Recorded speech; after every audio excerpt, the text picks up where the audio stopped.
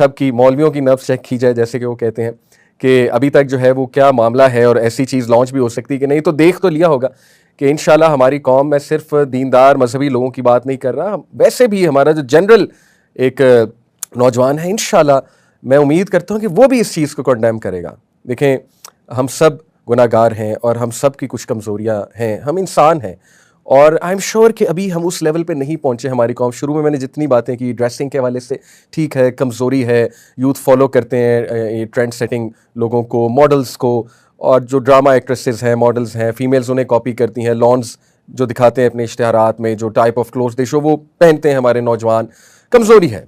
I am sure कि अगर उन्हें समझाया जाए वो ज़रूर ये कहेंगे कि ठीक है, हमें पता है कि इस्लाम में पर्दा क्या है, सतर क्या है, लेकिन बस हमारी कमज़ोरी है, हम सिर्फ एक फैशन ट्रेंड फॉलो कर रहे हैं। तो मुझे उम्मीद है कि बात अभी तक यहाँ नहीं गई कि कोई नौजवान धड़ल्ले से ये कहेगा कि नहीं, मैं तो मानता ही नहीं, मैं तो मानती ही नहीं इस्लामिक रूल्स को, पर्दे को, मैं तो कुरानी आयात का भी इनकार करती हूँ जो सूरह अहज़ाब में है, सूरह नूर में है, मैं तो ना हदीस का भी इनकार करती हूँ या करता हूँ जो हया के हवाले से हैं, मैं कुछ नहीं मानता या मानती, और बस मुझे तो ये लगता है कि कौमों को तरक्की इसी तरह मिलती है। मेरा नहीं ख्याल ये आटे में नमक के बराबर कुछ लोग होंगे, अदरवाइज मेरा नहीं ख्याल कि हमारी मेजॉरिटी जो नौजवान नस्ल है उसकी ये सोच होगी, और मैं उम्मीद करता हूं कि नहीं होगी, क्योंकि अगर हुई तो फिर हम तबाही के बिल्कुल दहाने पे खड़े हैं, फिर तो बिल्कुल अल्लाह ताला की मदद हमसे उठ जाएगी।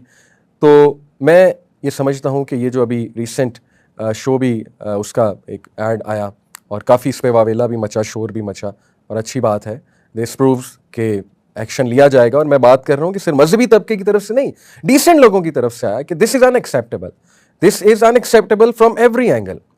एक तो आप कॉपी कर रहे हैं फजूल दूसरे जो शोज़, टर्किश या जो भी वेस्टर्न शोज़ होते हैं इस तरह के। दूसरा, the kind of dressing you will show and the kind of activities you will show, ये जो इश्क लाजवाल गालिबन ये नाम है इसका, तो इस पर काफ़ी वावेला मचा and it's good. This shows के कुछ कॉन्शियस, कुछ ज़मीर हमारा ज़िंदा है, और कुछ अक़दार, कुछ वैल्यूज़ हमारी ज़िंदा हैं।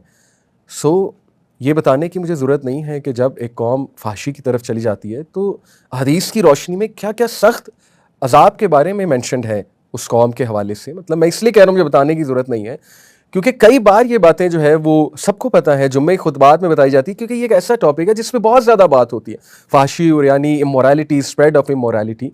सो एक आर्गूमेंट हाँ दिया जाता है, मैं उसको ज़रूर एड्रेस करना चाहूँगा, और वो व्हाट अबाउटिज्म उसको कहते हैं, लॉजिकल फैलिसीज, यानी एक it's an argument for propaganda and to create a fallacy. एक लॉजिकल फैलिसी यानी एक इंपॉर्टेंट इशू से तवज्जो हटाने के लिए उसके मुतजाद एक और इशू ला के खड़ा कर दिया जाए ताकि लोग वो इंपॉर्टेंट इशू को भूल जाएं, और इस चीज़ को, इस स्ट्रेटजी को कहते हैं व्हाट अबाउटिज्म। जैसे मिसाल के तौर पर मैं ये बात करूँ कि देखें जी, फाहशी बुरी चीज़ है, अब कोई आगे से कहे कि लो जी इनको फाशी नजर आती है, इनको जी औरत ही नजर आती है, ये हर वक्त औरत को ही ब्लेम करते हैं, हालांकि मैंने शुरू में कहा कि फाशी सब में एग्जिस्ट कर सकती है, दोनों जेंडर्स में एग्जिस्ट करती है। मर्द की नज़र में है, औरत के लिबास में इसलिए है क्योंकि अल्लाह ताला ने उसकी बायोलॉजी ऐसी बनाई है। ये तो मॉडर्न साइकोलॉजी एक्सेप्ट कर रही है। मैंने आपको बताया एडवर्टाइजमेंट में क्यों वो औरत को ऐसा लिबास पहनाते हैं, क्यों वो चूज करते हैं कि ऐसी औरत जो देखने में बहुत अच्छी है और जो हर लिहाज से उनको लगता है कि सूटेबल है for a certain advertisement and to make a certain point. Why? तो एक ही आर्गूमेंट आएगा कि देखिए जी, हर वक्त फाशी की बात करते हैं, what about corruption, what about this issue, what about that issue.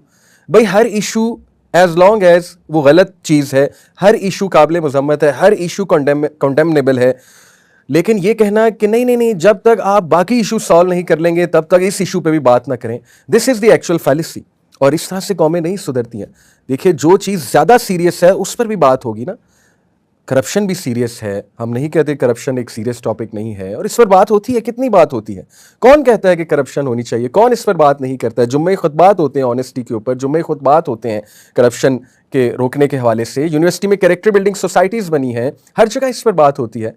तो ये आर्गूमेंट लाना कि नहीं जी पहले ये इशू सॉल्व हो, या आप इस पे क्यों नहीं बात करते, आपको फाशी नज़र आ रही है, भाई इसलिए नज़र आ रही है क्योंकि कुरान मजीद सूरह नूर कह रहा है, सूरह नूर में अल्लाह ताला कह रहे हैं कि जो लोग ये चाहते हैं कि मुसलमानों में फाशी फैले, उनके लिए दुनिया आखिरत दोनों में दर्दनाक अज़ाब है।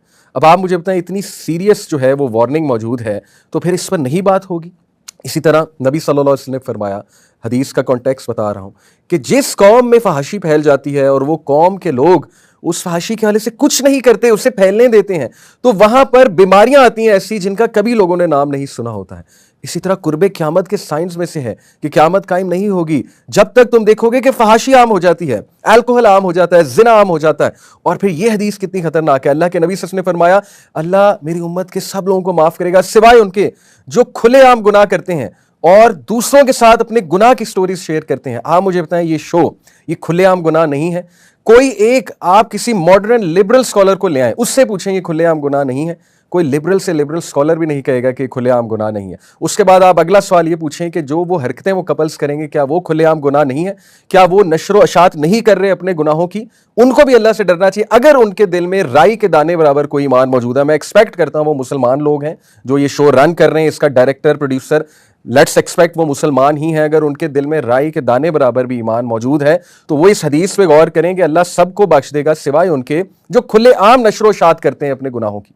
तो जरूरी है कि आपने अपनी सोच और अपने घर का माहौल, sorry to use this word, वो सबको दिखाना है। तो ये चीज काबिल बर्दाश्त नहीं है और ये बहुत अरसे से हो रहा है और बहुत लॉस हो चुका है, बहुत सोच तब्दील हो चुकी है हमारी नौजवान नस्ल की। But there is a lot of hope. जैसे मैंने कहा कि कमजोरी है लेकिन अभी तक इतनी बगावत नहीं है कि कोई उठकर यह कहे कि नहीं जी ये बिल्कुल ठीक है, हम तो करेंगे, जो करना है कर लो। मैंने तो अब तक यही सुना है कि कहा जाता है कि देखिए जी हमारी कमजोरी है, हमारे लिए दुआ करें, अल्लाह करे अभी भी ऐसा ही हो, हमारी नौजवान नस्ल की सोच यही हो। प्लीज़ खुदा के लिए इन चीज़ों के खिलाफ एक्शन लीजिए। मुझे पता है पेमरा ने एक नोटिस जारी किया कि हमारा इससे कोई ताल्लुक नहीं, ये ऑनलाइन आएगा, लेकिन बहुत सी चीज़ें ऑनलाइन आती हैं और अथॉरिटीज़ एक्शन लेती हैं। ज़रूरी नहीं कि वो उन रेगुलेटेड चैनल्स में ही आए तो उस पर एक्शन लिया जाए, बहुत सी चीज़ों पे वैसे भी एक्शन लिया जा सकता है। ये एक सिर्फ मुल्क का मामला नहीं है, ये एक अथॉरिटी का मामला नहीं है, ये पूरी कौम पर अजाब लाने वाली चीज़ है। और अल्लाह के नबी सल्लल्लाहु अलैहि वसल्लम ने कहा कि जब अल्लाह अजाब भेजता है सबकी पकड़ होती है, सब उसके शिकंजे में आ जाते हैं। ये सब का मामला है, हमारी फ्यूचर जनरेशंस का मामला है। पहले ही जो उम्मत मुस्लिमा के हालात हैं, यहां तक कैसे पहुंचे आप मुझे बताएं। दुश्मन इतना पावरफुल हो गया, आज हम में वहन है, हमें मौत का डर है, सीधी सी बात है। दुनिया से हमें शदीद मोहब्बत है। हरकतें हमारी देख लें, हम कहते हैं हमने अक्सा फतह करना है, हम कहते हैं मुसलमानों को जीत मिलनी चाहिए। हरकतें हमारी आप देख लें तो जीत ऐसे तो नहीं मिलती ना। अल्लाह ताला भी अमाल देखता है लोगों के। अल्लाह ताला तो अल्लाह के लिए है ही कुछ नहीं मुसलमानों को विक्ट्री देना, अल्लाह के लिए क्या है, कुन फयकून। लेकिन क्या हम विक्ट्री डिजर्व करते हैं? यही तो हम बार बार बात करते हैं कि भाई आज उम्मत मुस्लिमा पर मुश्किलात हैं। गज़ा में क्या हो रहा है, मतलब nothing is waking us up, nothing is waking us up. Kashmir, Gaza, Syria, Yemen, everything is under fire, everything is under fire. हमारा अपना मुल्क, अभी अभी कतर पर हमला हुआ है, इजराइल पिछले एक साल में 7 कंट्रीज पर हमला कर चुका है।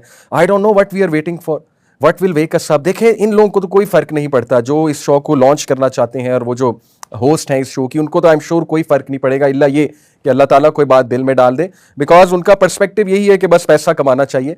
लेकिन हमें फ़र्क पड़ना चाहिए, हमारी बच्चियों को फ़र्क पड़ना चाहिए, इस कौम को फ़र्क पड़ना चाहिए। तो आइए इस पर आवाज़ उठाते हैं और ऐसी चीज़ें ज़ीरो टॉलरेंस होनी चाहिए और बिल्कुल शो कर देना है हमने कि no more, absolutely no more. Why? Because पहले ही हमारे अमाल की वजह से हम पर बहुत वबाल आ चुका है। और अब अगर हमने अल्लाह को ना शो किया कि हम अपने आप को सुधारना चाहते हैं, हम अपनी डायरेक्शन ठीक करना चाहते हैं, तो हम बहुत तबाही की तरफ चले जाएंगे। अल्लाह ताला हमें समझ की तौफीक अता फरमाए, अल्लाह ताला हमें बगावत से बचाए और अल्लाह ताला जो है वो हमें अकल अता फरमाए और अल्लाह ताला जो है हमें इस कोट पे, हज़रत उमर सल्लल्लाहु अलैहि वसल्लम के इस जुमले पे गौर करने की तौफीक अता फरमाए। उमर ख़त्ताब सल्लल्लाहु अलैहि वसल्लम एक बार जुम्मे का खुतबा दे रहे थे दौरे खिलाफत में, तो एकदम रोने लगे और उतर गए अपने मेंबर से और फिर खड़े हुए और फिर उन्होंने ये वाक़या बताया कि मुझे इसलिए रोना आया कि आज मैं देखता हूँ कि मेरी सल्तनत यानी उम्मत मुस्लिमा, मेरे दौरे खिलाफत में जो मुस्लिम एम्पायर है वो इतना ज़्यादा फैल चुका है, वो अरेबिया से भी आगे चला गया, फ़ारिस भी फ़तह हो गया, शाम तक हम चले गए, जेरूसलम तक चले गए, इजिप्ट तक चले गए। और मैं उमर, एक टाइम था कि मैं ऊँटों को देखा करता था और मैं ऊँटों की गोबर साफ़ किया करता था, यानी सहरा में। एक वो टाइम था और एक आज उमर वो लीडर है इस सल्तनत का। और फिर उन्होंने एक जुमला कहा जिस पर मैं इंशाल्लाह I leave you and I want you to ponder over it. He said कि मुसलमानों जान लो इज़्ज़त अल्लाह के दीन में है और अगर कहीं और तलाश करोगे तो अल्लाह ज़लीलो ख्वार कर देगा। So that's it. अल्लाह ताला हमें समझने की तौफीक अता फरमाए। जज़ाकुमुल्लाह खैर। अस्सलाम वालेकुम।